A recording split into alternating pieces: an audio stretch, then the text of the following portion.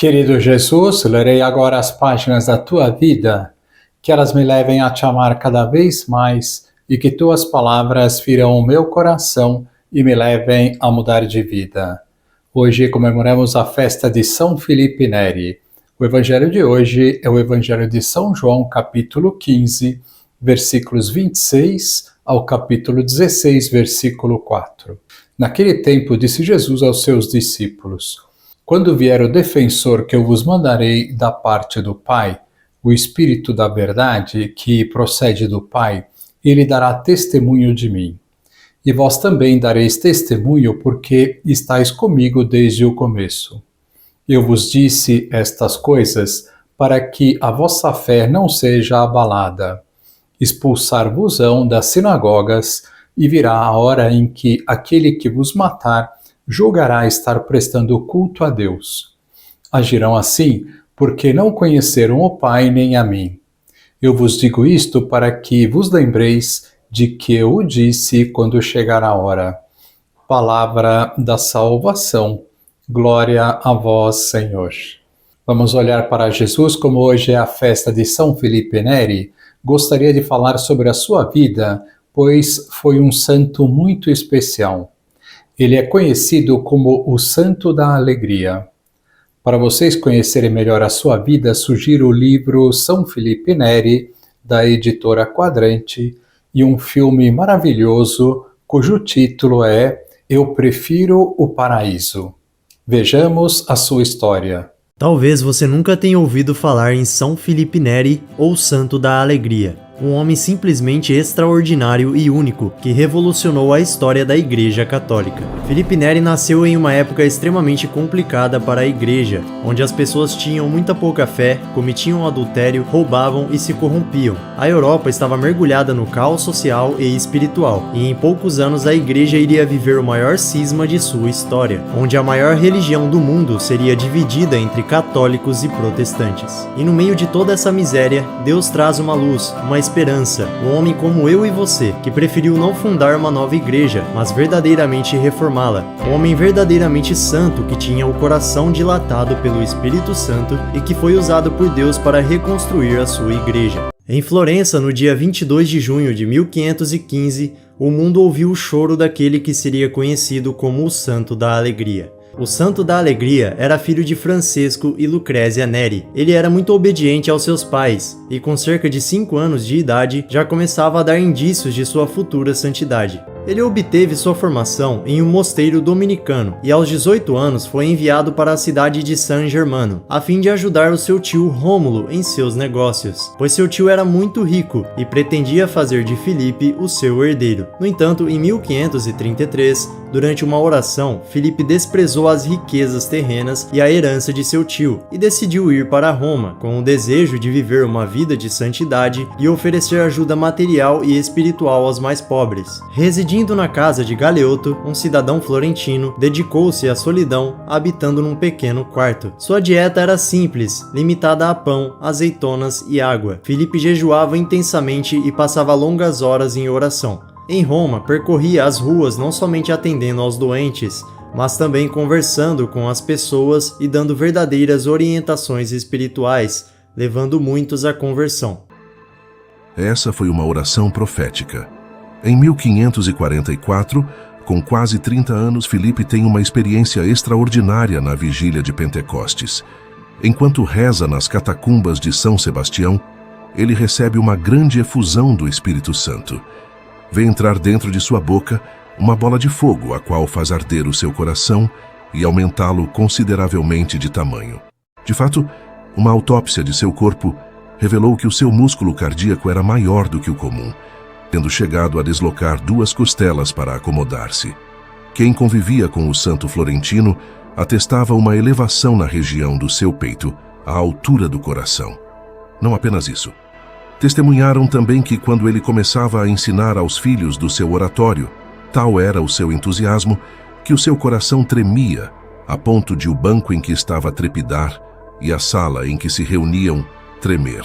Em 1548, Felipe fundou a Confraria da Santíssima Trindade, O propósito era auxiliar os numerosos peregrinos pobres em Roma e oferecer suporte aos pacientes que receberam alta dos hospitais, mas que ainda estavam fracos demais para trabalhar. Em 1551, Filipe foi ordenado padre, e aqui vemos um traço característico da personalidade do grande santo. Ele não tinha nenhum motivo especial para desejar o sacerdócio, a não ser o de prestar serviço às almas necessitadas. E na verdade, foi a insistência de seu diretor espiritual que o levou a se tornar um sacerdote. Foi nessa época que despertou em Filipe o desejo de ser missionário na Índia. Porém, seus amigos, com medo de perdê-lo, fizeram com que mudasse de ideia, chamando a sua atenção para a grande obra que ele poderia fazer em Roma. E de fato, meus amigos, nessa época, a cidade de Roma precisava muito de alguém como São Filipe Neri, porque Roma, embora tivesse tido seu passado glorioso na época do Império Romano, ao longo da Idade Média, Roma foi simplesmente abandonada. Só para você ter uma ideia, Roma antiga tinha cerca de 1 milhão de habitantes. Na época de São Filipe, tinha cerca de 100 mil habitantes. Roma era uma tragédia estrutural e social. Após decidir que ficaria em Roma, Filipe e alguns companheiros se estabeleceram no Hospital de São Girolamo. Em São Girolamo iniciaram-se as reuniões que no futuro dariam origem à congregação fundada por São Filipe, o Oratório. O oratório era essencialmente uma experiência formativa. Reunidos no hospital, eles ouviam trechos dos principais escritos espirituais, liam livros, organizavam palestras, cantavam hinos e rezavam devoções populares. Nessa época, Filipe e seus companheiros faziam uma caminhada pela cidade, passando pelas 7 igrejas mais importantes de Roma. Durante a caminhada, cantavam, faziam piqueniques e tinham como propósito reparar os pecados cometidos pelos homens durante o carnaval. As caminhadas tornaram-se muito populares e começaram a atrair outras pessoas. Todo esse trabalho exigia um local adequado. Com a aprovação do Papa, Filipe e seus colegas compraram uma pequena igreja e a reformaram. E ali estabeleceram a congregação do Oratório em 1575. Assim como todos os santos, Filipe enfrentou diversas tentações ao longo de sua vida. Certa vez, algumas jovens atraíram ele até o local onde moravam, e Filipe, ao entrar em um dos aposentos, sem que percebesse, introduziram mulheres e as trancaram com ele no quarto. E elas, ao vê-lo em oração, nem sequer falaram com ele e partiram. Segundo o próprio Filipe, nas lutas contra a carne, só triunfa quem foge, e nesse caso, ele achou uma forma de fugir através da oração. Filipe possuía um senso de humor divertido, e considerava um temperamento alegre mais cristão do que um temperamento triste. Segundo ele mesmo, o bom humor fortalece o coração. Os servos de Deus devem tentar estar sempre de bom humor. Quando atendia confissões, às vezes propunha penitências um pouco estranhas, confiante de que uma vez cumpridas, a pessoa não tentaria mais cometer o mesmo pecado. Em certa ocasião, uma mulher foi até Filipe para confessar um pecado relacionado à fofoca. Em vez de dar uma penitência tradicional, Filipe pediu que ela trouxesse uma almofada de penas até o topo da igreja. Ao chegar até lá, Filipe disse para ela abrir a almofada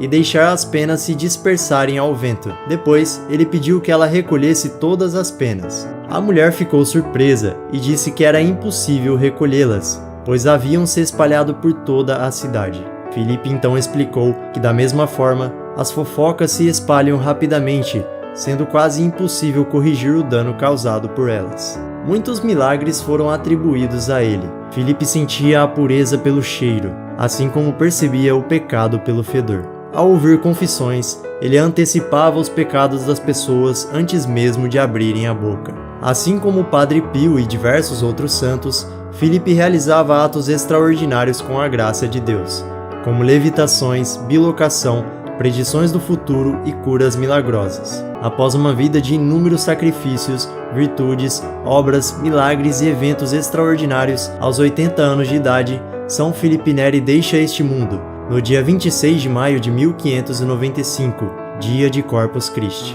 Ele foi canonizado em 1622. Seu corpo ficou incorrupto desde sua morte e foi exposto algumas vezes. Que lição nós podemos tirar hoje? O episódio de Pentecostes foi um momento marcante na vida de São Filipe Neri, e ocorreu pois ele buscava ardentemente a Deus. Seguindo o seu exemplo, saibamos também buscar a Deus com todas as forças do nosso coração. Agora vos dou a bênção para este dia. A bênção de Deus Todo-Poderoso, Pai, Filho e Espírito Santo, esteja sempre convosco e permaneça para sempre. Amém.